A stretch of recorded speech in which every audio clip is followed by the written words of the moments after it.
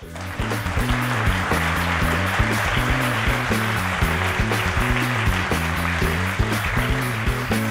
afternoon. Today I want to share with you my leadership utopia.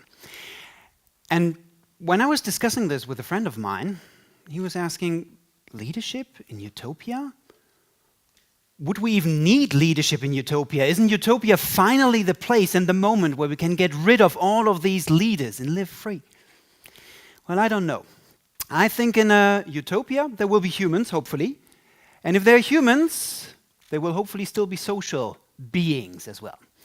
And whenever there are social beings, they come together as well and form sometimes groups, sometimes organizations as well. And when there are these organizations, then I think the words of Peter Drucker are true. Only 3 things happen naturally in organizations: friction, confusion, and underperformance.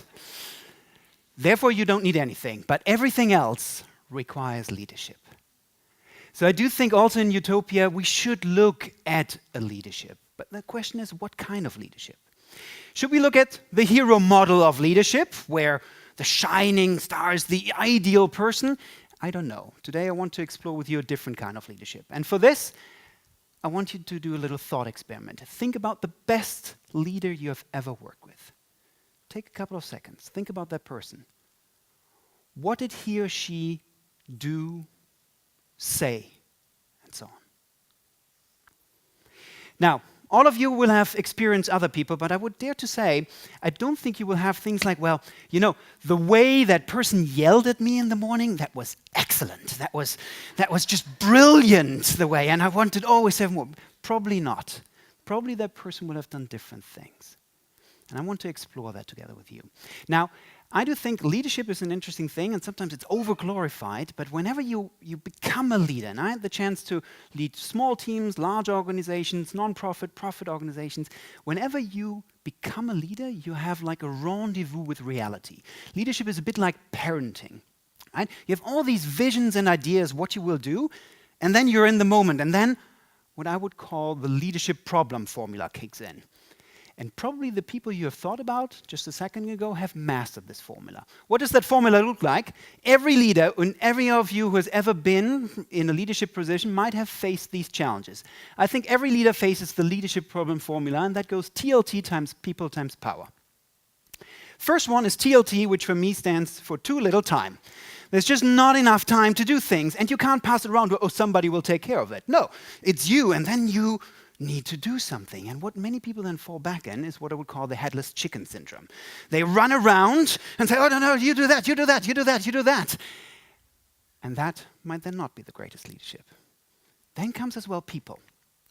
All leaders have to deal with people. And for me, I'm always reminded of my very first official leadership position, more than 10 years ago. So I would have my first direct reports, and the first direct report was coming into the room, and I had it all lined up. I had the vision, I had the team spirit, I had the story to tell, basically. And that was a very assertive young gentleman who came to me and said, Lars, that's all nice, but I have a question for you. Actually, I studied the email policy of the company. And you know, I have a motto I live by, and I always include this, and I have this for the past 5 years, I always include this in my email signature. Can I do this as well in this company? And there I was with all my stories and with all my vision and so on. It was like, what? Is that what leadership is all about? So I was studying the manuals for 2 hours and so on. Finally, we said, okay, let's go ahead with this one. But everybody who's ever led will see like it's not always about the glorious and shiny things, but it's all about the little things, the little discussion that we have to do. The last element is power, and that's an interesting one. There's a very interesting study done at the University of Berkeley in '98, and they brought in random students and selected them randomly in groups of 3. And from these groups of 3, 2 of them had to do a 2-hour assignment. And one of them was randomly assigned to be the supervisor. And then, as social science experiments goes, there was a special twist to it. At half an hour, the researchers then brought in cookies. And of course, it was videotaped. And then they observed what happens actually there. They had some hypothesis. And sure enough, the people who were randomly assigned to be supervisors, significantly ate more of the cookies, but not only this. They actually left significantly more of the breadcrumbs as well on the table, like I'm this, and it was very visually measurable. And that just shows, after 30 minutes of random higher status, this power thing kicks in. It's something within us in humans, and I think that is also something we need to take care of. Now, I do think these are the classic leadership problems that are not very often taken care of, but I think in a utopia, we need to address those. So how do we do that? What is the way out? For this one, I think we need to travel back in time. Actually, almost 1900 years, to Rome, to a person called Marcus Aurelius.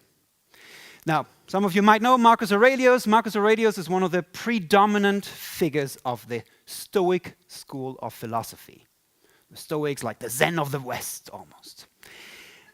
But Marcus Aurelius is interesting for leadership because he was running a little, little side business also on the side. He had a little side job in moonlighting. He was, and that's why on the statue, he's also, you see him there on a horse as well. He was at the time as well, on top of being a philosopher, he had the side job of being the emperor of Rome at the time. And the historian William Irvine calls him actually the true beacon of enlightened leadership. He was supposed to be one of the last of the 5 good kings of Rome.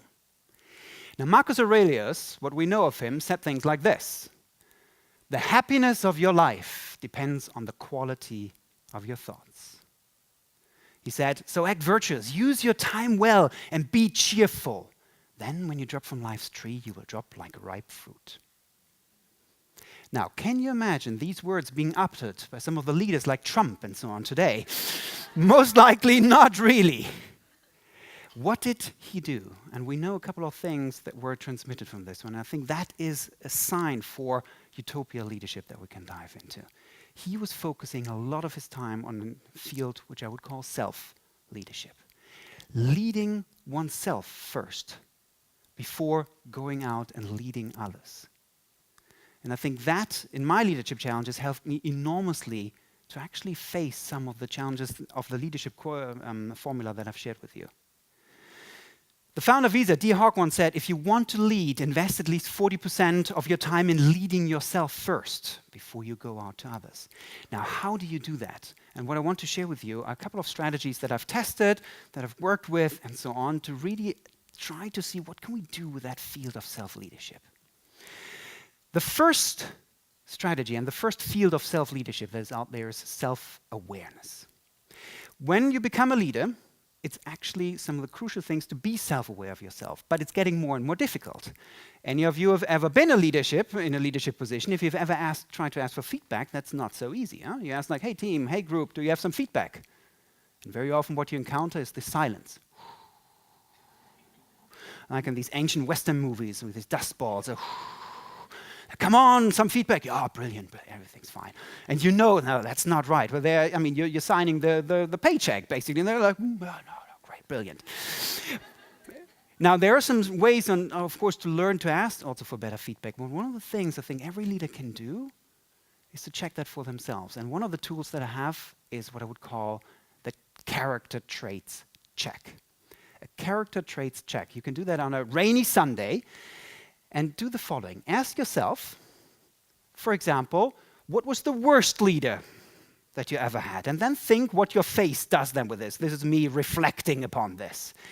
And then go further and ask, what did he or she do actually to be such a worst leader? Did he yell or did she yell? Or did he maybe withhold information? When I was doing this exercise, it was like, well, that bad leader withholding information. And here comes now the trick in this tool. Give yourself a score from 1 to 5 for yourself. How good are you, for example, at sharing or withholding information? How bad are you at this one? And for me, that was like, oh, I'm actually not very good at this. So what is my plan to move that up, to become very good at this one? Because what we find bad in others will very often resonates also with ourselves. One of the key things to do from time to time. But if you do that, you will see also the vapor trail effect. You do that the next morning, you're fully engaged, but then, like one of these trails at the beginning, it's very sharp, but later on it goes, it fades away. And that's why what you can do is a strategy that Marcus Aurelius did every day. And that is self-reflection. Taking just a couple of minutes during the day and thinking about the challenges that you have achieved, but also that you are maybe about to have during the day. Marcus Aurelius was famous for doing that in the night. For me, this 5-minute reflection, sometimes I did in the evening, sometimes also in the morning, going to Pain Quotidien, having a quick coffee, and then just opening my black book and just asking a couple of questions. What are the challenges that I'm about to say? How did my leadership go yesterday? How would the leader I would like to be do and face the challenges that I'm about to face today? Then asking this and putting this answer. And just 1 or 2 minutes of those, actually they're interesting studies, University of California, just 1 or 2 minutes of those can help raise your compassion level as well for others and maybe beat that cookie problem that we've talked about earlier as well before. Self-reflection, 2 to 5 minutes. And then we come to the last one, and that is self-regulation. You know, you've done your awareness, you've done your reflection, but you still will encounter the moments. You will still encounter the meeting, the discussions that you have, where people come in who've promised you, yes, I will do everything, I will have everything ready, and they come in the room and say, and let's talk it like, let's talk what? The report you said was ready. Oh, sorry, I don't have this. And all the other things, the people who challenge you think they should be on your side and you should be on the other side and so on. And all these moments that you will face as a leader, when these moments you think that, stop doing this, do what I told you now. And this is, of course, not the best leadership. But how do we best do that? Self-regulation. And one tool that has helped me enormously is what is called reframing. Reframing is a simple tool where you think, like, where you have this coming up, like, I want you to, no? You stop. And ask yourself for 1 to 2 seconds. Well, on a scale from 1 to 10, how important is that issue right now? With 10 being really my life goal, so to speak. Where is that? If it's a 10, well, then you better engage really fully in it. But maybe very often it's more like a 2 or 3 and so on. And that reframing, that taking a step back can help you enormously in actually addressing the situation.